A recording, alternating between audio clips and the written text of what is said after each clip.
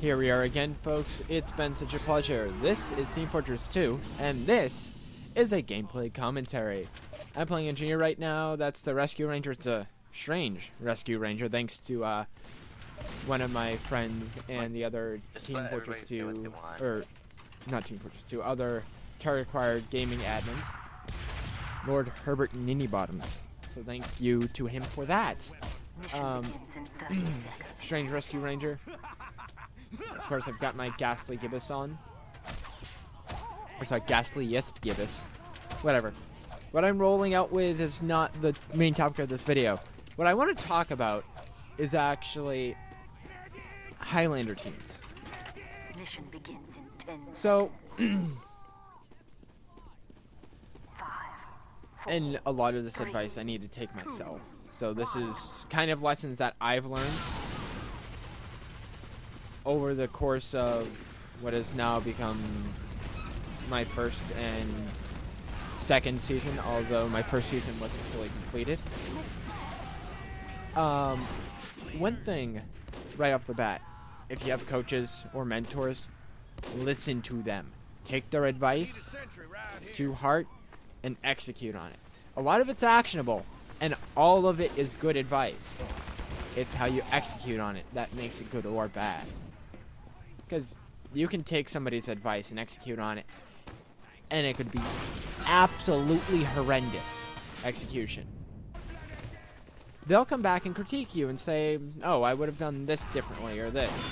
Now, then again, there are some situations where you executing on that advice is influenced by the present situation, and it could have led to that poor execution.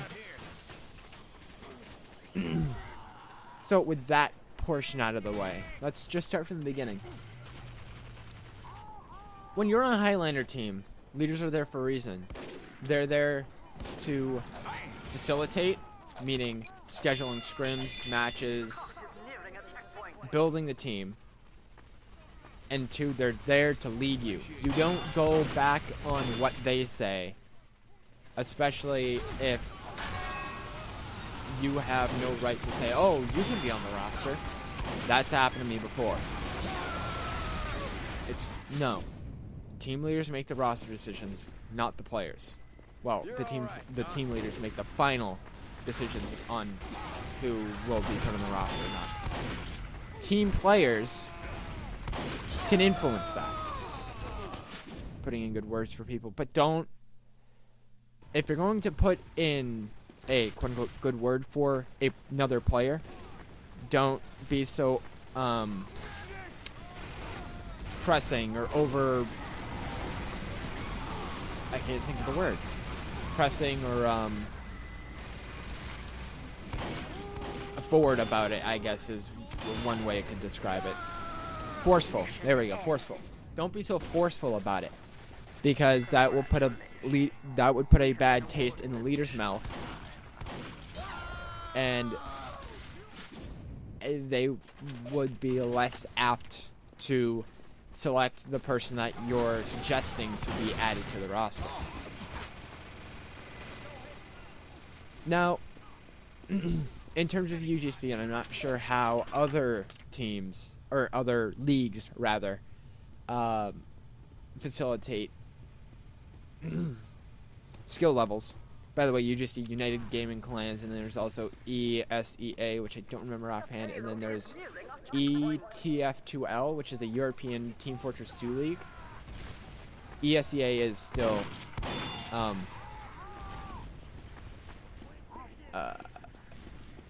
European. I think it's European Sports Entertainment Alliance or something. I don't remember offhand, sadly.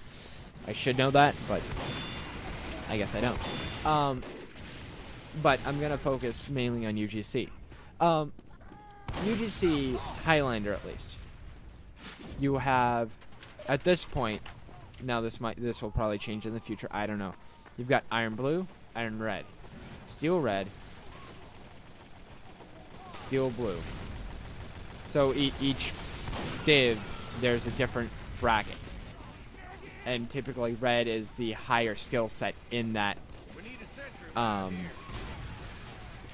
in that division. So you've got iron, steel, silver, platinum, and gold. Or I think it's gold and platinum. Yeah, gold and platinum. I think. I can't remember. Yeah. People always confuse the order of the medals. I'm just gonna leave it as is. But before you select your team div, I would suggest compiling your team first, talking to them, and figuring out exactly what you as a team feel comfortable going into, rather than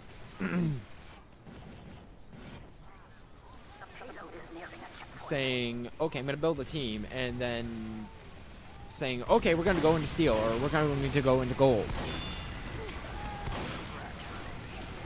And if you're new to TF2 or competitive TF2, I highly, highly, highly recommend starting in Iron Blue. Yes, there are a lot of questionable individuals and teams in Iron Blue, none of which I'm going to name at this time. But it start there, because that's kind of your skill set. Iron, in general, is designed for, or is supposed to be designed for, those who have just started in competitive TF2. You're all right, Doc. So, Somebody want to wrestle up a teleporter out here? and then you've got, and you just work your way up the divs. Simple enough. With the UGC, some of the UGC admins, well, I should say all of them are really nice, but do bear in mind that they do get overwhelmed very quickly between their personal lives and then dealing with adminning UGC, because remember, UGC isn't just one div, it's 4 divs for HL, 3, and then 3 for 6v6. So there's a 6s league, and there's a new 4v4 league, and there's a Fortress Forever league. I don't remember what exactly that is, like 9v9, whatever. But so just bear in mind, even though they're there to help you, they do get overwhelmed. They are slow to respond sometimes, and sometimes your messages just don't get seen. So just poke them every now and again. Just don't go and jab them with a huge stick. So this season, which starts January 20th, so 10 days from now, Target Acquired's moving to Iron Red. And we're starting with a whole new team roster for the second time this season. We had roster issues last season. That was because people weren't dedicated to the team, I guess is one way to put it. That's another thing. If you're going to join a team, make sure you're dedicated to that team. Don't go, oh, I'm gonna join, and then not show up for scrims and be scrimming with another team like you are their main player. That's not how this shit works. You join a team, you're on that team in the main. Let me rephrase that. If you join a team in the main slot, you're a main for a reason. Take that commitment, take that responsibility, and go with it. Do not fuck around. That pisses me off. I've had players that have done that to me, and Heidi and I have had to cut people from the roster for doing that.